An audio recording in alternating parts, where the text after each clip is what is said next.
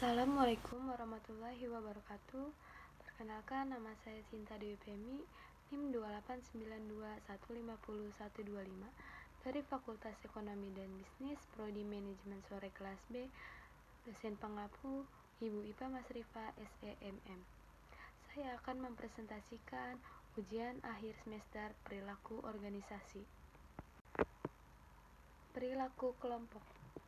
Secara etimologi, perilaku dalam bahasa Inggris berarti behavior, sedangkan secara terminologi, perilaku menurut Kamus Besar Bahasa Indonesia artinya tanggapan atau reaksi individu terhadap rangsangan atau lingkungan.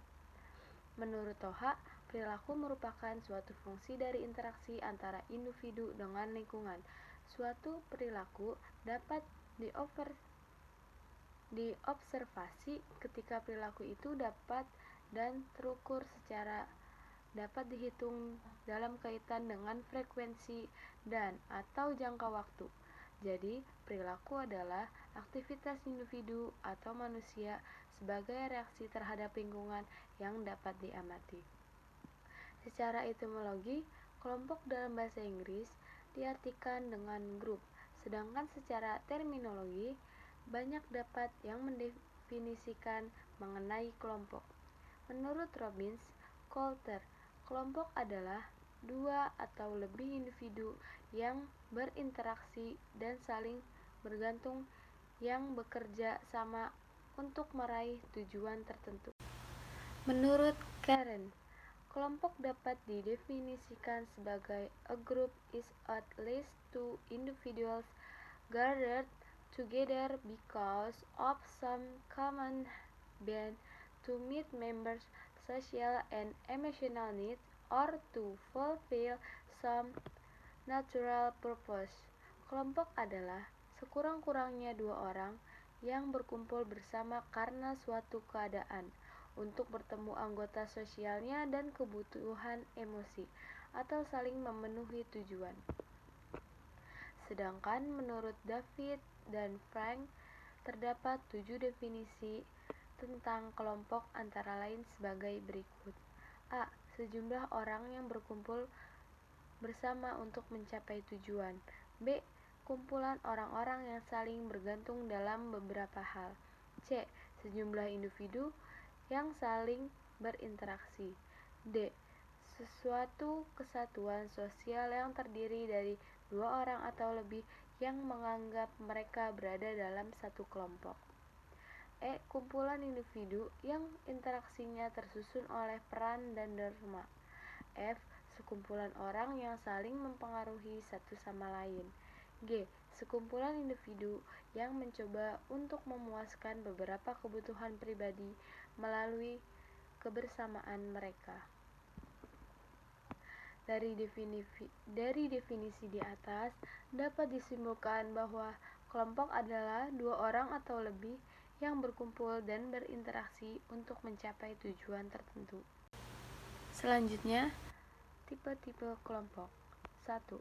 Kelompok formal atau formal group. Kelompok formal adalah kelompok yang terbentuk karena tindakan manajerial organisasi, dirancang secara intensional untuk mengarahkan anggotanya ke arah tujuan organisasi. Dalam kelompok formal, perilaku anggota yang terikat di dalamnya ditentukan dan diarahkan pada tujuan organisasional. Kelompok formal merupakan kelompok kerja yang terbatas pada satu struktur organisasi dan memiliki rancangan penguasaan kerja serta tugas-tugas spesifik yang ditunjukkan untuk mencapai tujuan organisasi. Manajer menciptakan kelompok kerja untuk melaksanakan tugas dan pekerjaan yang ditugaskan kepadanya. Kelompok formal mempunyai dua bentuk, antara lain A. Kelompok komando atau komando group, merupakan kelompok yang ditentukan oleh hubungan di antara individu yang menjadi bagian formal dari organisasi. Mereka yang mempunyai legitimasi memberi perintah kepada yang lain. B. Kelompok tugas atau task group merupakan kelompok formal organisasional yang dibentuk untuk melakukan tugas spesifik.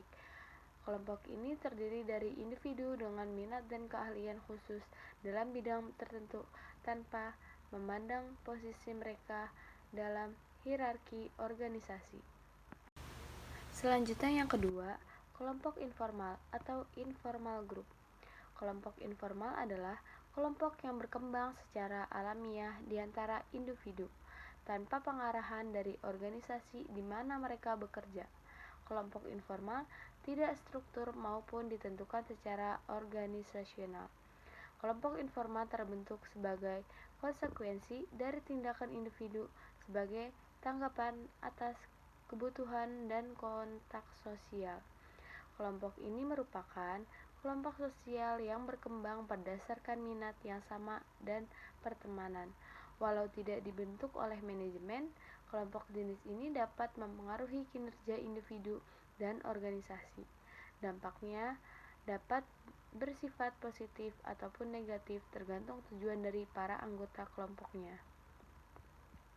Kelompok formal mempunyai dua bentuk, antara lain kelompok minat atau interest group adalah kelompok pekerja yang berkumpul untuk memuaskan minat atau kepentingan bersama. B. Kelompok persahabatan atau friendship group adalah kelompok informal yang berkembang karena anggotanya adalah teman sering saling bertemu di luar organisasi. Sedangkan David dan Frank membagi kelompok menjadi 4 jenis berdasarkan prestasinya, antara lain sebagai berikut. 1. Kelompok pseudo merupakan kelompok di mana anggotanya telah menetapkan untuk bekerja sama, tetapi tidak seorang pun tertarik untuk menjalankannya. Susunannya menimbulkan persaingan satu sama lain. Contoh, seperti kelompok penjualan regional yang bekerja sama untuk meningkatkan keuntungan.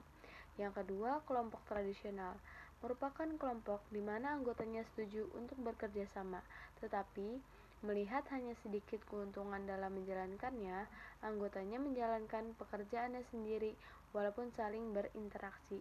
Contoh, seperti kelompok belajar yang dibentuk oleh guru, di mana ada beberapa murid yang mengerjakan tugas sedangkan yang lain tidak melakukan apapun. Yang ketiga, kelompok efektif adalah kelompok yang anggotanya bekerja sama untuk mencapai tujuan yang telah ditetapkan. Anggotanya yakin bahwa mereka dapat mencapai tujuan jika bekerja sama dengan anggota kelompok lain dan mencapai tujuan bersama.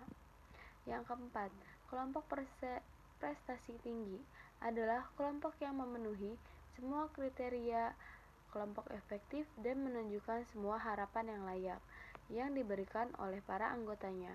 Yang membedakan dengan kelompok efektif adalah tingkat dan komitmen anggota yang menganggap anggota lain dan keluarga dengan adanya cinta dan kepercayaan. Sedangkan dilihat dari interaksinya, kelompok dibedakan menjadi dua jenis, antara lain sebagai berikut. 1. Kelompok primer merupakan kelompok dengan interaksi atau hubungan langsung. Dalam kelompok ini, terdapat interaksi sosial secara tatap muka atau face to face. Kelompok ini memegang peranan penting dalam pembentukan perilaku individu. Karena dalam kelompok inilah individu berkembang sebagai makhluk sosial, yang termasuk dalam kelompok ini adalah keluarga, tetangga, kelompok agama, dan sebagainya.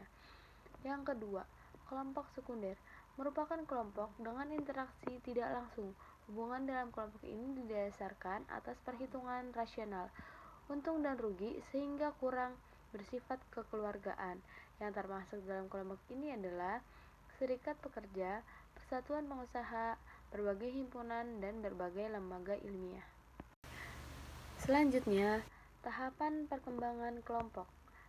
Pembentukan atau forming. Tahap ini merupakan tahap awal pengembangan kelompok di mana tindakan awal para anggota mulai menciptakan pola-pola hubungan dengan pimpinan, rekan kerja, dan norma-norma kelompok. Pancaroba atau keributan, atau disebut juga dengan storming, Pada tahap ini, anggota menerima keberadaan kelompok, tetapi menolak dan memaksa. Pada individualitas selanjutnya, terjadi konflik interkelompok yang terjadi akibat perselisihan siapa yang berhak mengontrol atau mengawasi kelompok dan apa yang harus dilakukan kelompok ini. Penormaan atau norming. Tahap ini merupakan tahap di mana hubungan akrab mulai terjalin dan kelompok mulai menyatu. Anggota mulai mengakhiri perbedaan menjadi kerjasama dengan tingkat kohesivitas atau kepaduan yang tinggi. Pelaksanaan atau performing. Pada tahap ini, kelompok mulai berfungsi dan meniti beratkan pada penyelesaian secara efektif tugas-tugas yang telah disetujui pada tahap norming. Penundaan atau adjourning. Tahap ini mempresentasikan akhir dari sebuah kelompok. Bagaimanapun untuk tim dengan tugas khusus, saat tujuan telah tercapai, kelompok akan membubarkan diri atau memiliki komposisi baru.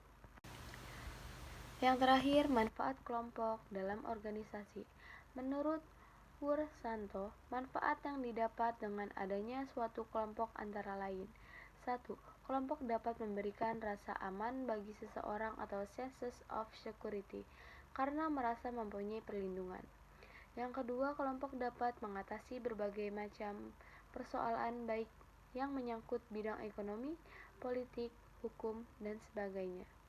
Yang ketiga, kelompok dapat memberikan martabat atau prestige, status sosial atau social standing, dan pengakuan. Yang keempat, kelompok dapat memberikan dorongan atau semangat atau motivasi. Yang kelima, kelompok dapat memberikan bimbingan atau pengarahan dalam rangka meningkatkan prestasi seseorang. Yang keenam, kelompok dapat memberikan kepuasan, baik kepuasan yang bersifat jasmani, kepuasan psikologis maupun kepuasan sosial. Yang ketujuh, kelompok dapat memberikan bantuan seseorang yang dalam kesulitan.